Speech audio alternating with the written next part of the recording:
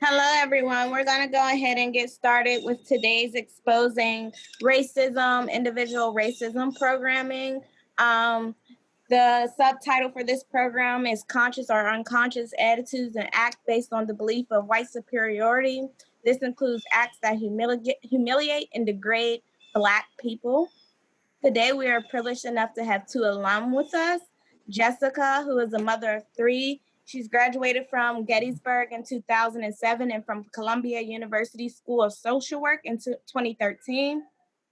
Jessica is currently a clinician for a nonprofit organization where she provides therapy to unaccompanied minors. She has been working in this specific area for 6 years and is very passionate about aiding children. Tikvah, or who also goes by Nadia, is a licensed clinical professional counselor and expressive art therapist. She received her Master's of Art from Lesley University in clinical mental health counseling with a specialization in expressive art therapy. She has concentrated on cultural competence, trauma, and experience, including a wide variety of mental health settings. Tikvah currently works at Jewish Community Service in Baltimore, Maryland. Outside of work, Tikvah enjoys spending time with her family, engaging with her community, and dancing. I also thought that it was important to include that both ladies are charting members of Sigma Gamma Rho Sorority Inc. at Gettysburg College. They were the first Black Greek lettering organization chartered at Gettysburg in 2005. And Tikvah was the founding president of the chapter. So welcome, ladies. And if I missed anything, feel free to add it now. Nope. No point. Good. So hi, everybody. Thank you for joining us tonight or today. It's been a long day. Fast forwarding, right? The day. We're going to try to keep it casual, or I know I'm going to try to keep it casual. We're going to do the Q&A, though, towards the end. We do have a presentation for you, but definitely have a moment. We're going to pause and do some reflection, some engaging, but Jessica and I are just going to go back and forth and keep it casual and Q&A. So I'm going to share my screen for the presentation here. Okay.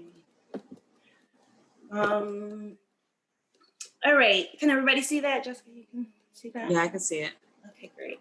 So individualized racism, there are our names. Our agenda for today, we're going to do a definition of how we deem individualized racism, a brief definition, go over microaggressions. I have a clip for you.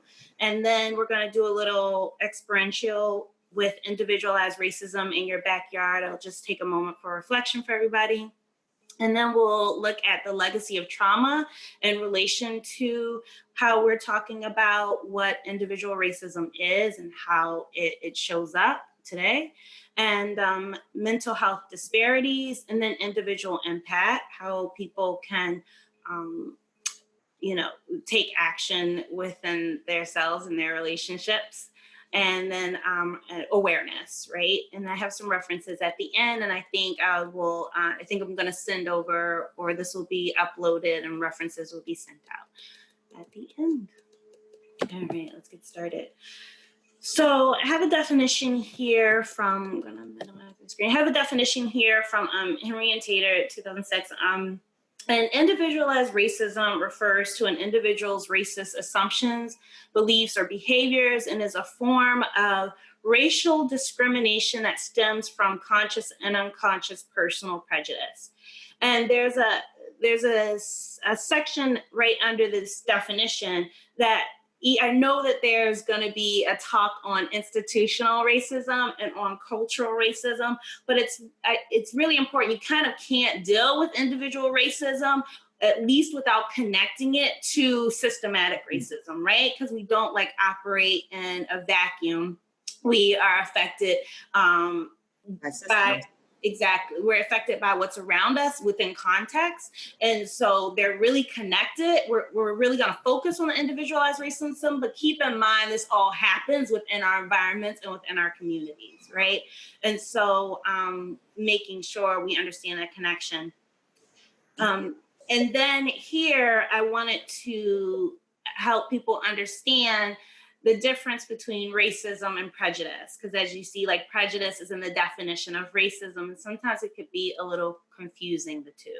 So I have power next to it because there is an act of discrimination that happens, right, in individual racism. And so what that means is somebody is acting against somebody, using their privilege to keep something from someone, acting as a barrier, taking away. And so there's this power dynamic that exists within racism in order for it to carry out. Prejudice is something that we all have, right? Prejudice is either, and I'll explain biases in a minute, but prejudice is any biases that we might carry and any leanings that we might have. But the difference between racism, which is an act, and an act that has a power behind it, is what changes racism, what changes prejudice from racism. Does that? The biggest difference is the power, right? The fact that prejudice is a preconceived opinion. You have a preconceived opinion of another person, not really based on a reason or an experience. However, prejudice is unlikely to impact, your prejudice is unlikely to impact the person on a larger scale. While racism does impact because of the role that power takes into play in that definition. Right, which is exactly back to why we can't really, when you're looking at individual racism, you have to understand it within a systematic racism context. And then implicit versus explicit bias. This is also can be used interchangeably in some ways with conscious and unconscious bias. And what it really refers to is we have some beliefs, right, and some thoughts and opinions. And sometimes they are more, they're not in the forefront of our mind, right? We're not like constantly thinking about it. We might not even be aware of it, right? And usually with implicit bias, we're not aware of it. It's something that either being in a Western civilization that's just been put upon us and we just act through it, but it is a bias, or either something we came up with that we don't recognize this is a bias. But it can still play out in prejudice, right? In our prejudices. With explicit bias is something that you are aware of, that you have a prejudice on, that you have a certain leaning, a certain belief or opinion against something, against someone, another race. And that does play out in your interactions and your relationships and in your larger like communal settings. Anything else you want to add there? Jessica, did I get it? Oh, you nailed it right on the head. I mean, awesome. Implicit, explicit is very, I think the words in itself explain what it is that they're describing. So, yeah. So I'm going to show this video. I put the quote up there if anybody's familiar with this quote. I grew up with this, right? Sticks and stones may break my bones, but words will never hurt me. So we're going to watch this video.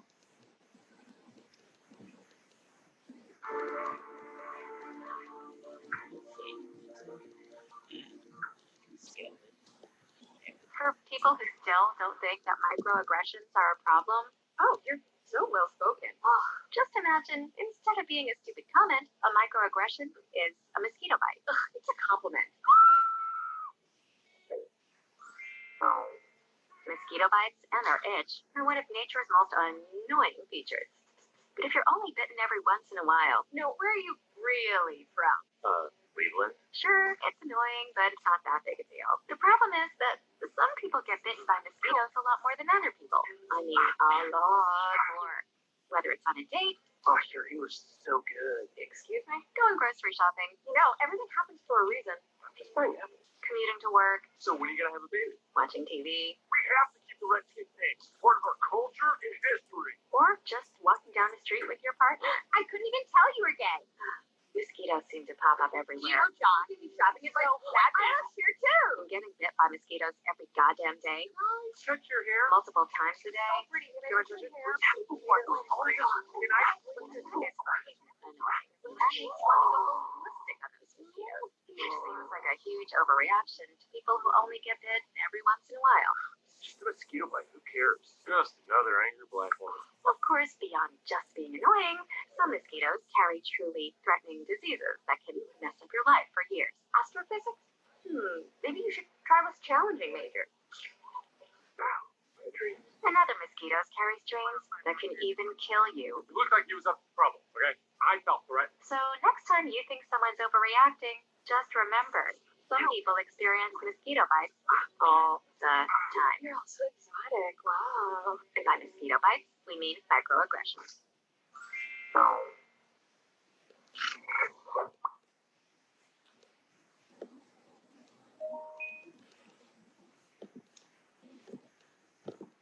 All right. Nadia? Yeah. So the video actually didn't play. Oh, it didn't play? No. In order for it to be played, it has to be individually shared. Sorry. Hold on 1 minute. But Amanda did say that we can just say to see the video. We can share the video later since we just heard it, but if you'd like to play it again, you just have to individually share your screen, like the actual video screen. Oh, okay. So like, we can see your presentation. Can you see my screen now? Well, no, now I think we all see you. Ah. Can you see my screen now? There you go. Yep. That's exactly what you have to do. Yep. Okay. Is it okay if I just play it? It's a minute and 57 seconds. I think that's fine. Okay. So I should not make it full screen?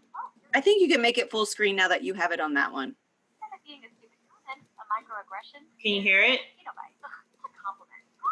Can you turn it up just a smidge? Lightly, yeah. It's low. Mosquito bites and our itch are one of nature's most annoying features.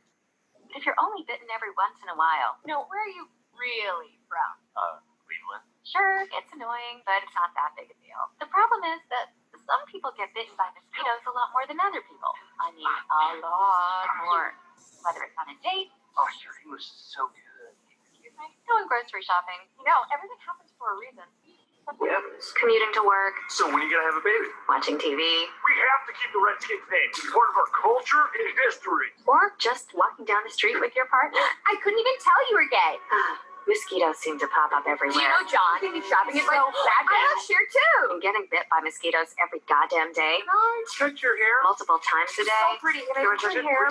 Oh my God. Can I please? It's annoying. That makes you want to go ballistic on those mosquitoes. Which seems like a huge overreaction to people who only get bit every once in a while.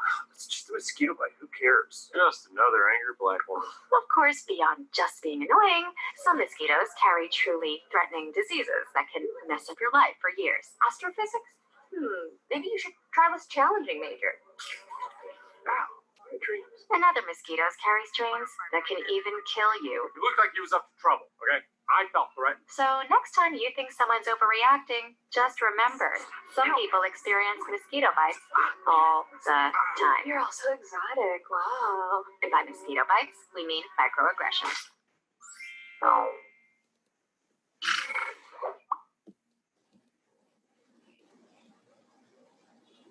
Sorry about that. Thanks, guys. Okay, so microaggressions, I feel like that really kind of gave a good example of what they are. It really is when you, and sometimes it comes, if you ever hear the saying, like, can everybody hear me? Yeah. Okay, where the road to hell is paved with good intentions, and in the one part where they talked about like, oh, it's a compliment. It's really when you can. Sometimes I want to acknowledge it can come from a place of curiosity, and it can come from a place of really wanting to get to know someone or understand. But what's happening a lot of times is that implicit bias is at play that we talked about earlier. And it really comes from any probably stereotypes that haven't been looked at within yourself that you might carry, or any judgments or any confusion or understanding in relationship to the other that you haven't sorted out through, that now is being projected on another person.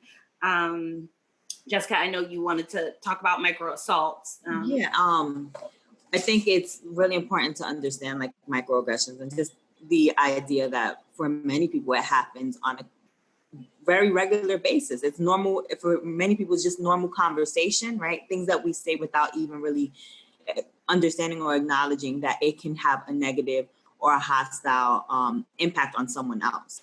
In regards to micro assaults, those are more, I think, intentional and deliberate. Those are things that we say like racial slurs, when we say things specifically with the intent to hurt someone. And then we also have micro insults, which is more like comments that people can say that are stereotypes, but then also either stereotypes or the idea that a person is the exception to the rule.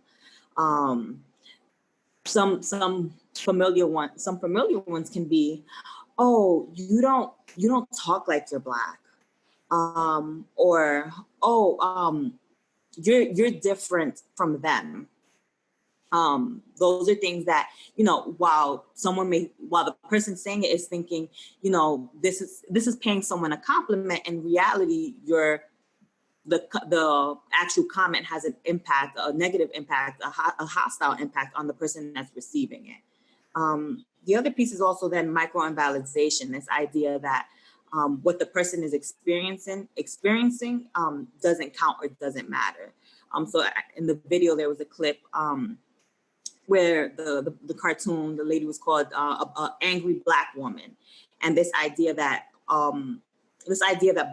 Black people or people of color become very upset when these conversations come up. This idea of being ignored. And I think that's also crucial, understanding what micro-invalidation is, that if someone is able to say, I really don't like that you are saying that I speak good English. I was born in America. Of course I would speak good English. And then for someone to say, oh, that's not really what I meant, it's dismissing what that person is experiencing. It's invalidating what that person is experiencing. And all these things that we're talking about ultimately can impact someone's mental health, can impact how the person not only views the world, but also how they view themselves. So we can move on, Nadia. So just keep all that in mind, because I think all that's gonna come into play as we go further and talk also too about the mental health disparities as well. So let's see if I can get that. Okay. So this exercise, individual racism in your backyard. So this list is not extensive, but I want you to take a look at this list. And actually, we're going to take about a minute. And I want you to look at this list and think about either ways in which you've experienced individual racism within these areas, or if you haven't experienced individual racism, ways in which you witnessed individual racism in these areas, or if you've been I guess I'll say privileged enough to not either experience or witness, which I think is hard, ways in which you can imagine individual racism playing out in any of these areas. And I'd like you to pick anywhere between 1 to 3, and just take a minute to think about it and visualize how it plays out, or remember maybe.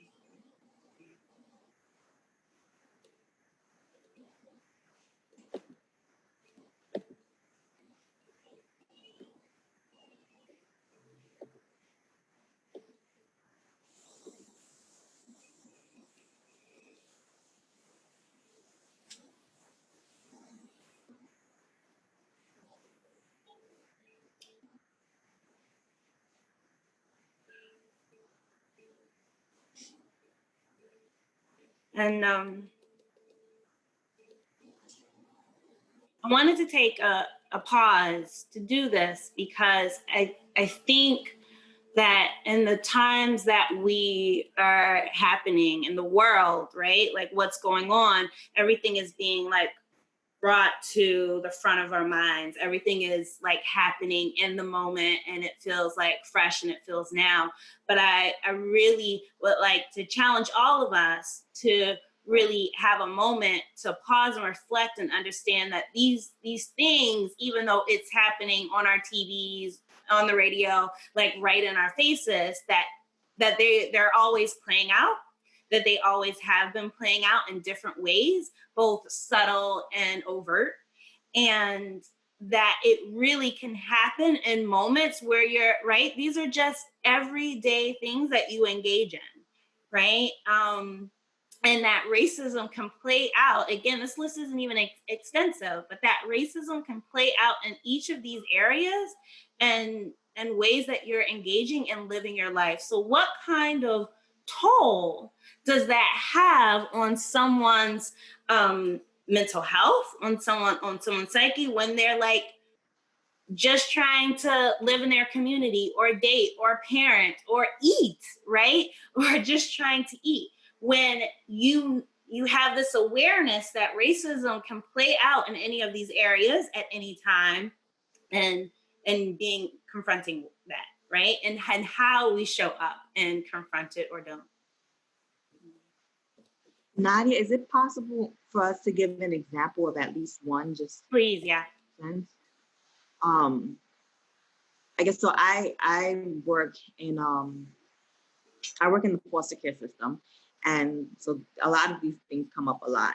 And I think that many times, as we know it, the ideals of how things should be and how the ideals of what is expected of America and the people who live in America have been created, the standards have been created clearly not by everyone who lives in America, but by the white male dominant, right? And because of that, our ideals, the expectations are what was created by that standard.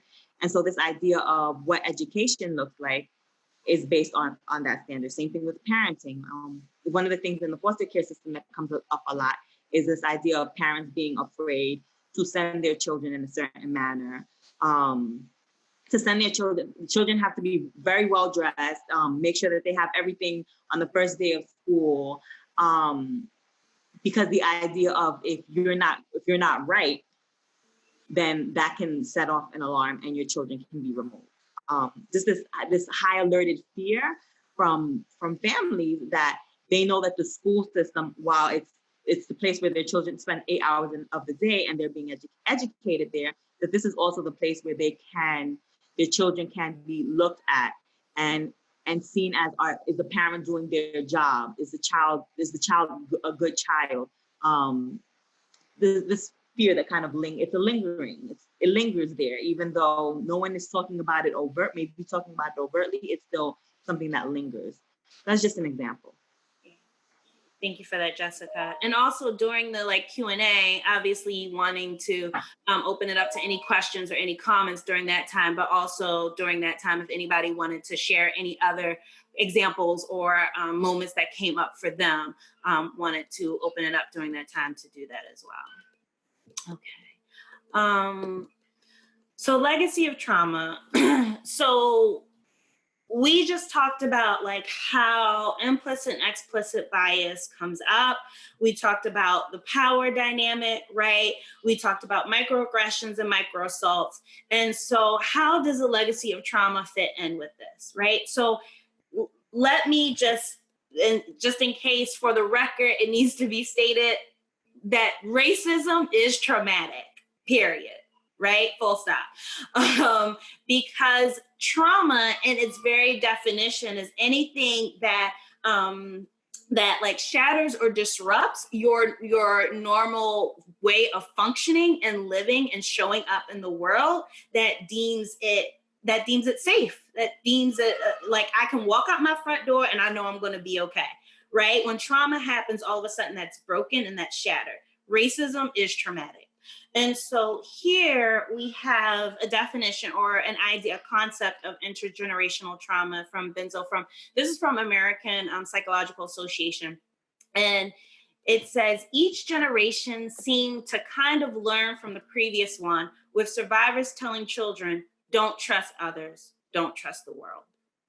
So this idea of it's not safe for you, right, being passed down from generation to generation can really leave an impact on someone who, while others are operating in this world that they think is safe, before they even enter into this world, they're greeted with, no, baby, it's not safe for you, right? Before they even enter. So really like think about that, right? Some people get left, different things from their family or wealth or whatever. This is a hand down of it's not safe. And so when we talk about this intergenerational trauma and we talk about it in the context of racism especially within a Western context here in America, and then we dial it all the way back to slavery, it really, hopefully makes you really want to investigate and question what kind of impact does this leave on you today? Or does this leave on specifically Black people where they're just talking about generations who have experienced slavery and racism generation after generation, how this is showing up today. It obviously is when it's being handed down in this way, right? And so the legacy of trauma, I put this example, when you cook bacon, you cut it in half. So I don't eat bacon anymore. One time I was in the kitchen cooking and my mother was in the kitchen with me and someone else.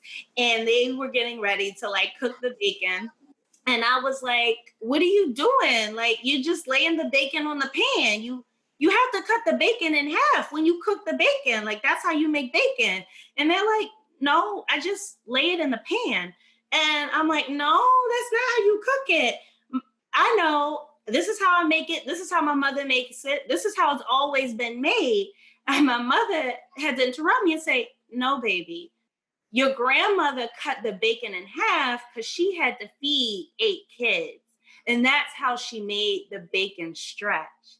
And so to me, this is an example of how, right, this is on more of a socioeconomic point of view, but how something that is not, that's not either something I won't call, cutting the bacon in half traumatic, but something that is a part of a way of having to alter or change your life because your circumstances are different, then becomes so deeply ingrained and normalized that it becomes a part of your culture, your way of being, your way of existing.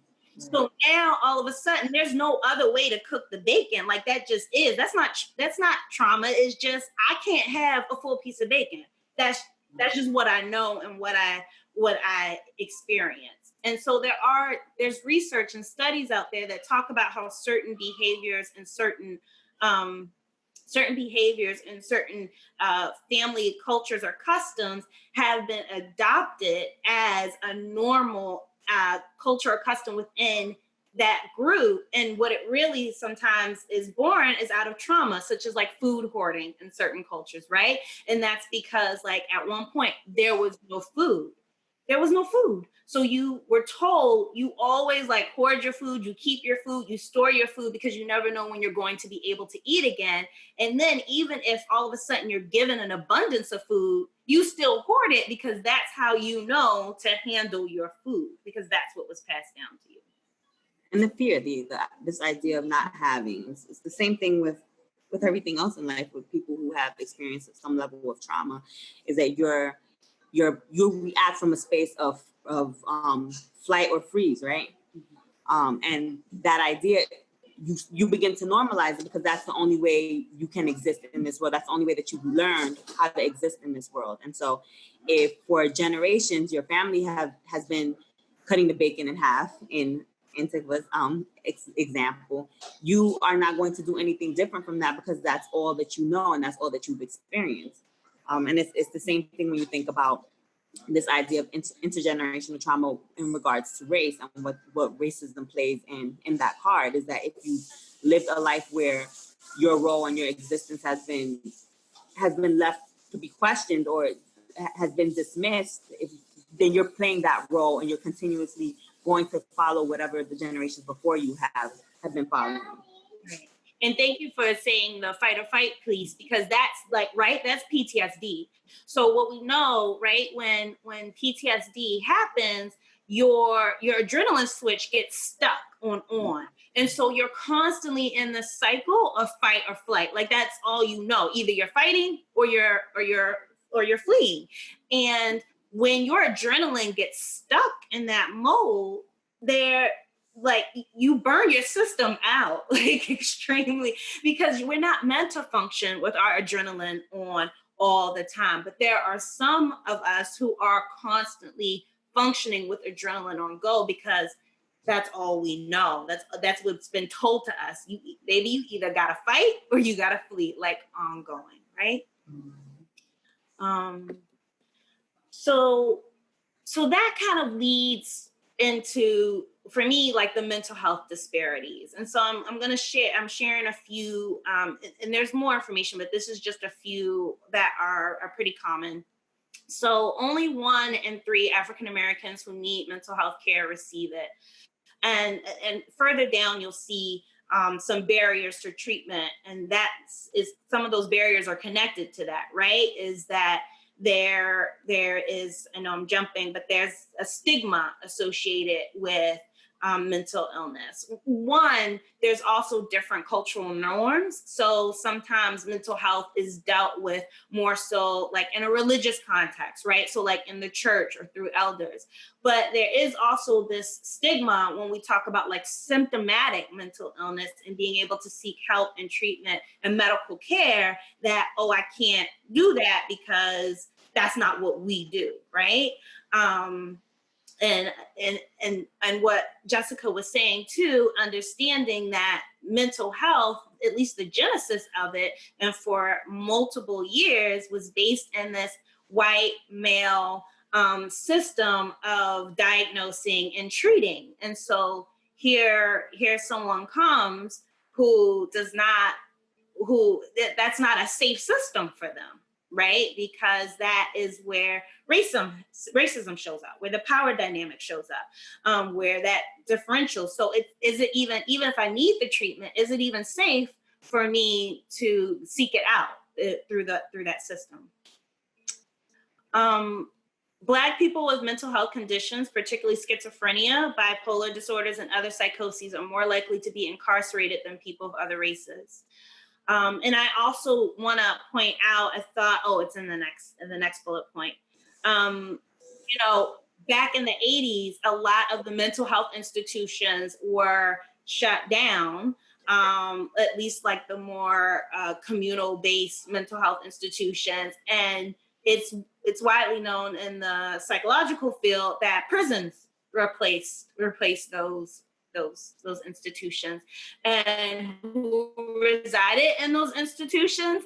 A lot of Black people resided in those institutions. So there was like this shift, right? Because as they were being diagnosed, and that's the next slide, as they were being diagnosed, then it was a transition from mental health to, oh, you're a criminal, right? Because you're committing some crime. There's not even a question of like where this person's mental health was. You were committed some crime. Let's shift you into a different kind of institution that's more demeaning to your humanity. Lack of treatment. Correct. And in this one, in 2019, and even though it's a recent study, I also want to point out that this has also been known widely in the psychological world in terms of studying, but being able to put like numbers to it precisely in the system of education, right? Which is a whole nother system that we could talk about and break down a different day. Rutgers University discovered African Americans, and particularly males, with severe depression are more likely to be misdiagnosed as having schizophrenia. And so schizophrenia, the symptoms are paranoia, hallucination, A lot of psychoses, sometimes it could also involve some type of manic behavior. Now, we just talked about being stuck in a fight or flight, right? In trauma. And we also just talked about how racism can be in almost every facet of your life. When you go shopping, when you go to eat. So how much of that psychosis, how much of that paranoia that person is experiencing, right? Versus someone really is watching you when you're walking through the store.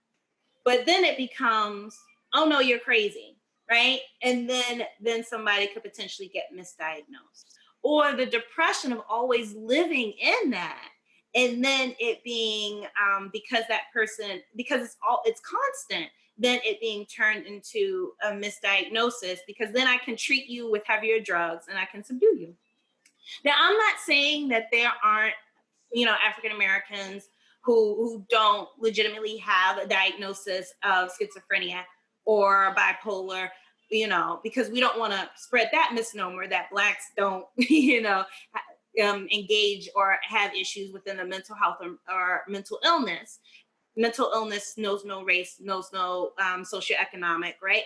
But I think it's important to understand that some of these labels and the mistreatment is more, that's the systematic racism, right? Is more heavier in certain populations, such as the African American population than others.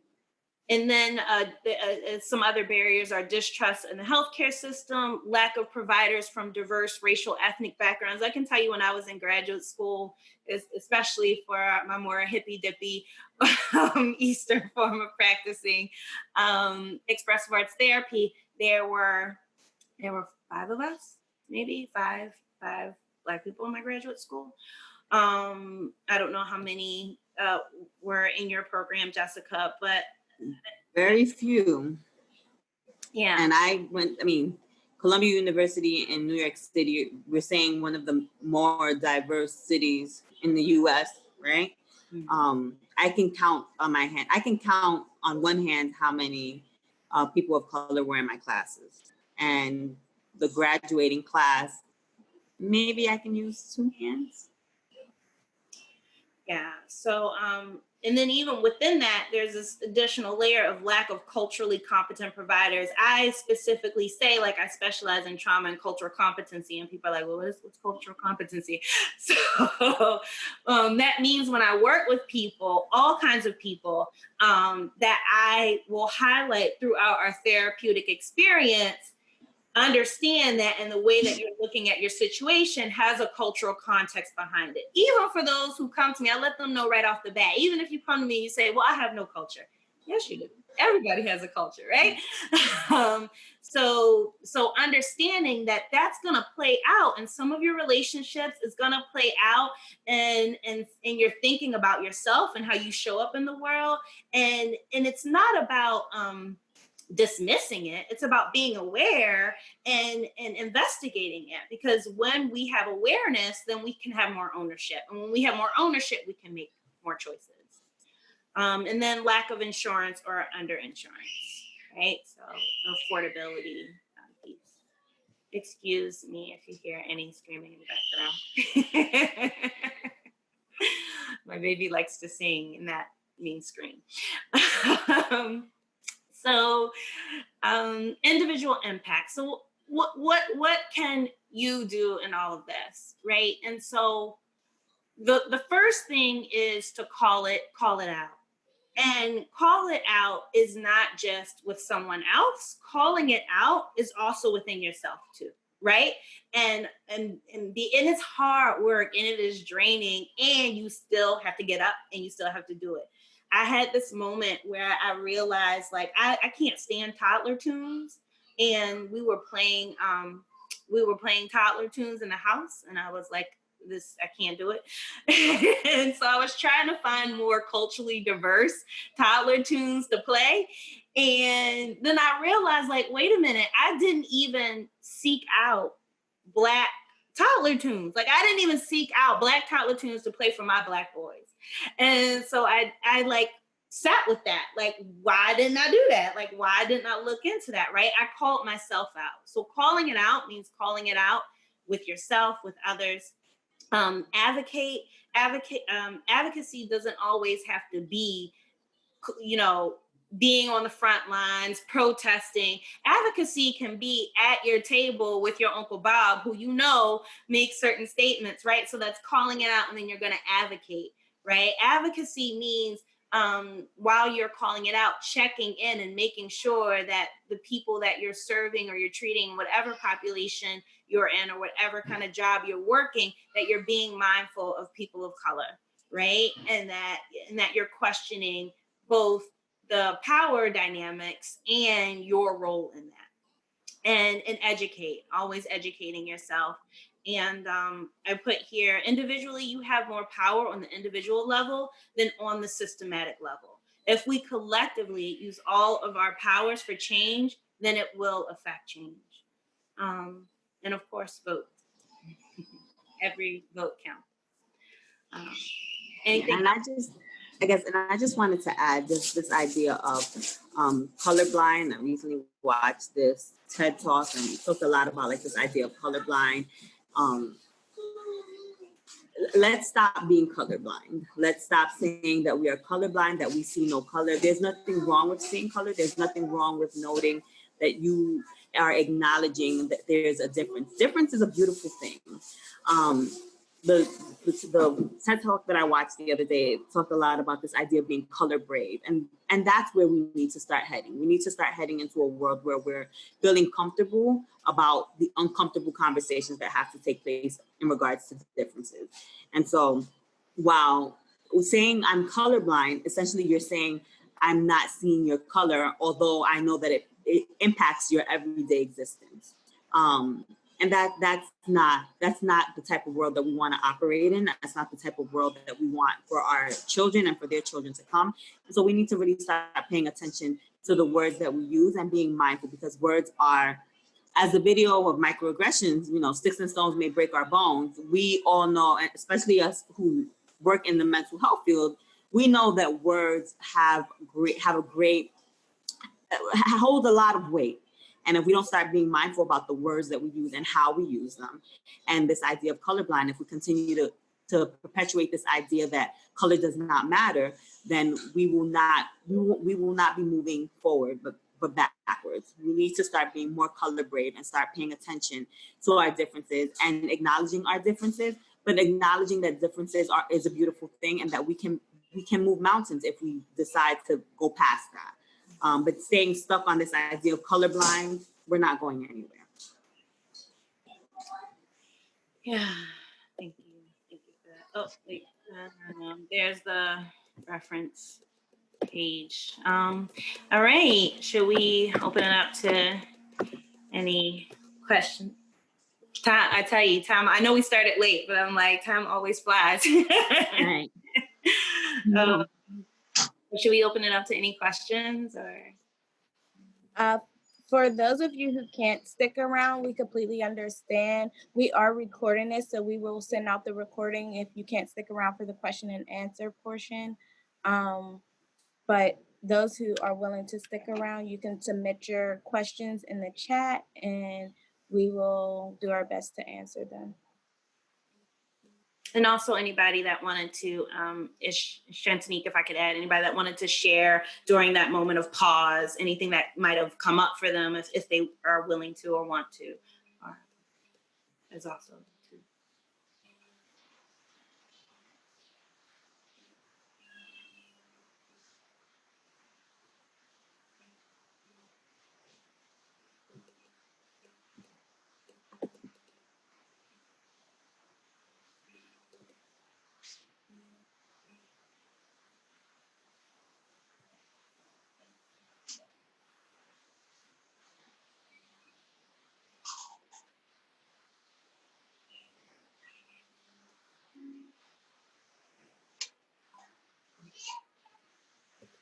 No questions? Okay.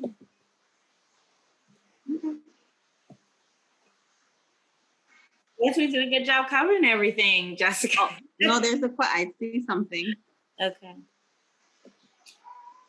Okay, so we have, oh, go ahead, Amanda. I was going to say, from Brittany, when you were talking about trauma, when it comes to education or dating or etc., I remember when I was in middle school and one of my white friends wanted to pair me up with a boy, and her reasoning was because we were both Black. Yeah, Brittany, thank you for sharing that. And one of the things I want to point out that you shared too is how, like, it doesn't just happen in one area, right? It can be happening in multiple areas at the same time. So in this instance you just gave, it was happening in education and in dating, right, at the same time. Thank you for sharing. Thank you for sharing. I think those examples come up a lot.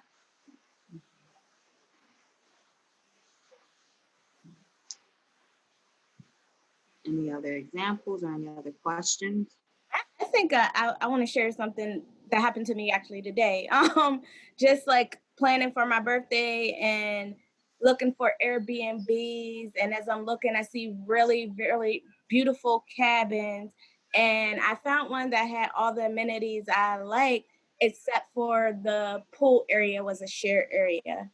And my first thought was, oh my God, I don't want to put my family through the trauma of having the police called on them because we're Black in a predominantly white community at this shared pool. And so I think that those are some of the things that we as people of colors have to think about all the time when we're doing the simplest of things. Like my birthday is supposed to be a joyous celebration. I'm not supposed to be thinking about ways I could be victimized. Right. Yes. Thank you for sharing. I think those things come up a lot. Like you don't even realize, I think it's like you said, many times you don't even realize that these things will come up. And I think it happens so naturally. Like some people pan around the fact that they're Black. So I'm not going to go to a specific neighborhood. Even I'm right now looking to buy. And the idea of buying in certain neighborhoods, my partner was saying the other day, he's like, well, we don't want to go and just drive by this neighborhood and pull up at the house. They're going to think we're trying to steal. And in my head, I'm thinking, man, listen, I just want to go and see the house. But it's like things like that you naturally think about it. No one else has to think about it as much as a person, a Black person. Someone just asked, did you experience overt racism? Oh, sorry. No, I was just going to say that Karen was asking, did you experience overt racism while at Gettysburg, not just microaggressions? Yeah. Yeah, it's funny, Jessica. I was actually thinking about I won't go into too much detail, but I was thinking about the night we tried to get into that frat. Like do you remember that night where we were all together and we tried to get in? I remember. It was across the street from Cuba, right? Mm-hmm. Yeah. Definitely had, it's funny because there was a moment where some of us were like called to reflect on some of that. And it's funny how like it all comes rushing back to you and like what details you remember and what details you like intentionally block out, right? Like you're like, oh, I didn't, because if I held on to every single instance, like I would not have been able to and they were overt right off the bat. Like I was supposed to be out of Gettysburg like in my freshman year, and thank God I stayed. But I remember it was like Dean Curry at the time. I was like, I'm out of here. Like I'm not coming back next semester. I can't do this. And I stayed, but it wasn't because there weren't racist acts against me. I definitely remember some overt racism in Gettysburg, and I think that at the time, and just like Nadia said, I think for many years I just kind of put those experiences to the far back of my mind, just because in order to be able to go through a system and live through a system, sometimes you just have to do that, right? And I think I'm thankful now that I was able to go through the experience and get out of the experience. But I think that the fact that I put it to the far back of my mind and the fact that I didn't speak about it is also very telling. I think there were situations that I experienced in Gettysburg that I never shared, not even with my LSs, and which is strange because we shared a lot. But I think that's just telling to the culture that a lot of times you start to become immune to certain experiences and expect it to be the norm. And so it's like water, like just water running. Like, oh, that's just what happens when you're a Black girl like me in Gettysburg. And by the way, the avoidance of talking about it is also a trauma symptom. That's like another trauma response, right? So like, why would I want to talk about something dramatic that happened to me? It's gonna like have it all come flooding back. And so, right.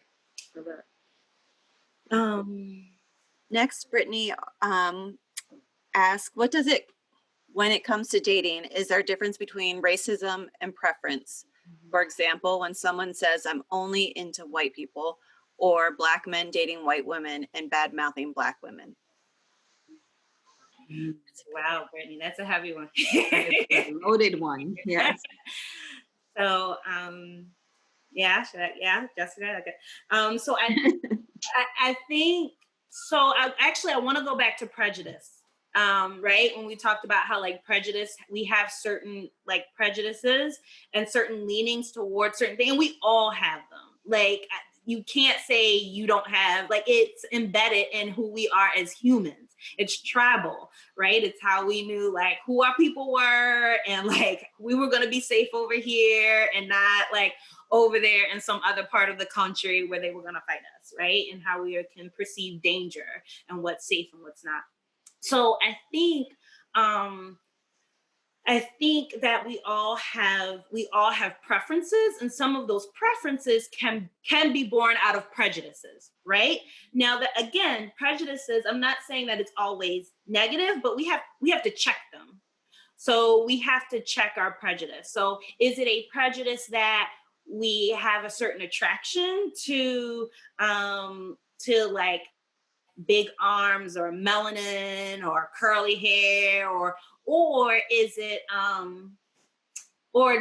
is it a prejudice because melanin means they're less than, and therefore I don't want to be associated with that, right?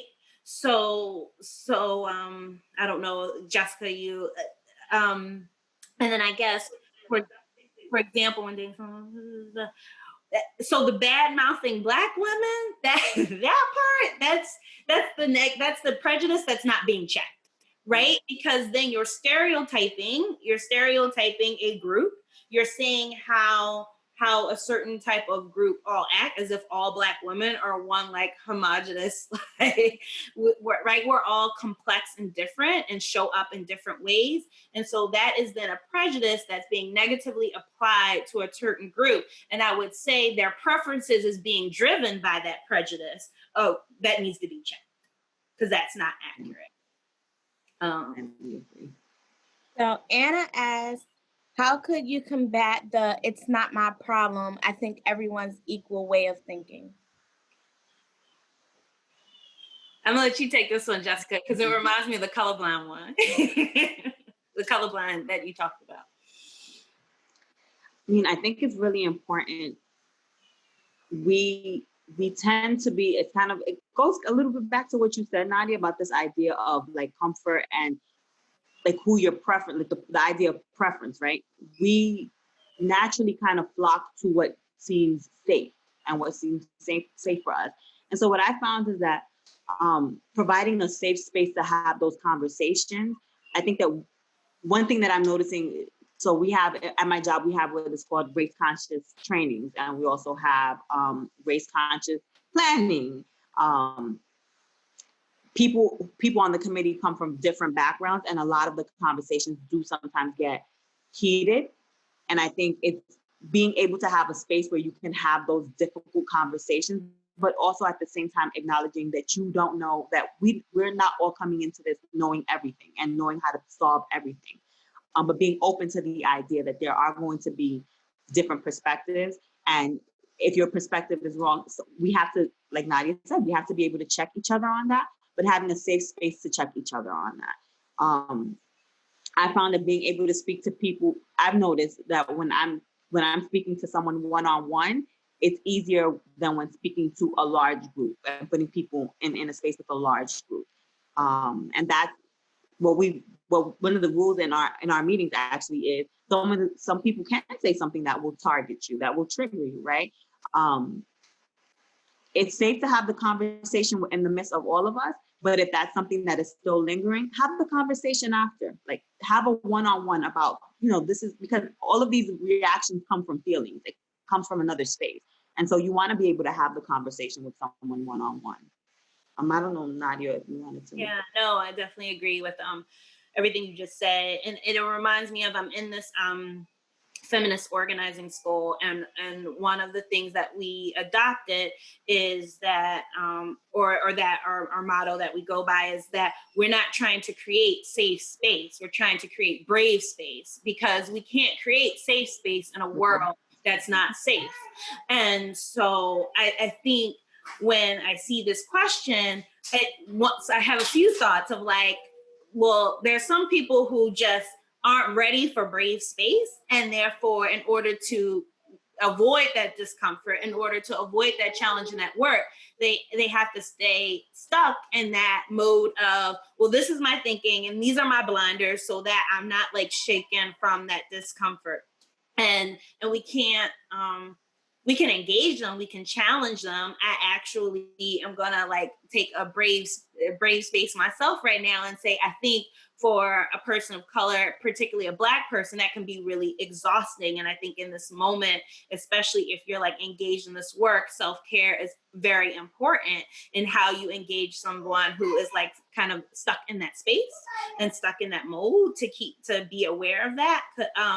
But if you consider yourself an ally or an accomplice, to understand that there is going to be some resistance there, and that's where your bravery has to show up, right? Like that's where, and exactly what Jessica said, it's relational. That's where that individualized racism, like, right, when it happens on that one-on-one, that relational space, that's where really you could make a difference. But it's like chipping at an iceberg.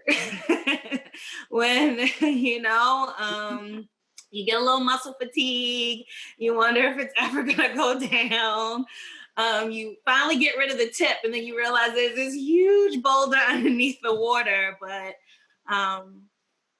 that's the work. That's the work.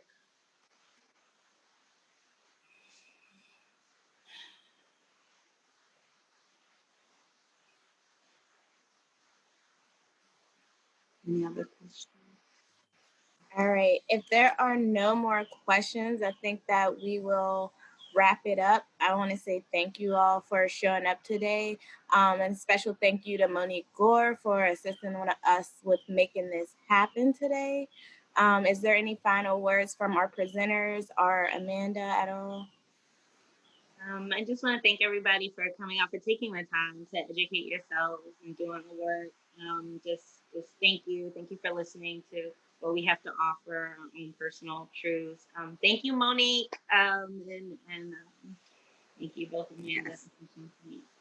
I second what Nadia says. Just want to say thank you. I know that Nadia and I were at Gettysburg. It seems like a really long time ago. And I don't think that these conversations happened as often. And so it's really refreshing to see that these are the activities that are going on now. And so it's I just want to say thank you. Thank you for offering the opportunity, and thanks to Monique for reaching out.